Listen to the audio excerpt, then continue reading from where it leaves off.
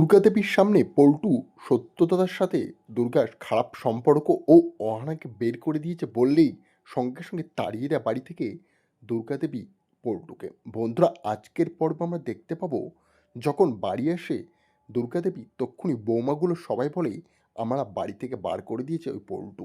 তখনই পল্টু বলে, না, আমি কিছু করিনি, সবাই মিলে সব ডিসিশন নিয়েছি।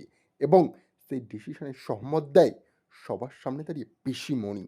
পিসিমণি বলে, হ্যাঁ, ও তো একা করেনি। তখনই প্রাইজের জন্য নাম বলা হয় পারমিতার। পারমিতা প্রাইজ নিলেই সবাই মুখ লুকিয়ে থাকে। পল্টু পুরো জিনিসটা মেনে নিতে পারে না। তখনই পারমিতা প্রাইজ নিয়ে আসলে দুর্গাদেবী বলে, বাহ, বাড়িতে তারে পরিবর্তন এসছে, দেখে ভালো লাগলো। তখনই বড় বৌদিকেও প্রাইজ দেওয়া হয়। একে একে সমস্ত বৌমা বাড়ির সুসম্মানে সবার সামনে দিয়ে প্রাইজ আনতে থাকে।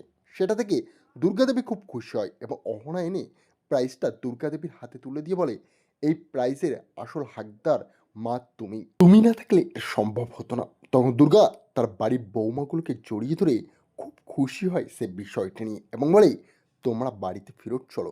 অহনা বলে, অবশ্যই যাবো, কিন্তু আজ খুব কষ্ট হচ্ছে। তখন সত্যদাদা বলে, কোনো কথা নয়, তোমার মা বাড়ি চলে এসেছে, মা বলেছে মানে সবাই মিলে বাড়িতে যাবে।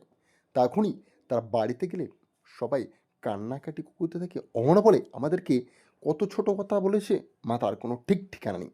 তখনই দুর্গা বলে, এ বাড়িতে কোনো কথা বলার আগে অন্তত 10 বার ভাবা উচিত পল্টু তোমার। তুমি যা ইচ্ছা তাই মনমানি করতে পারো না। বাড়িটি আমার, আমার বাড়ির বৌমা কোথায় যাবে না যাবে সেটার ডিসিশান আমি নেব।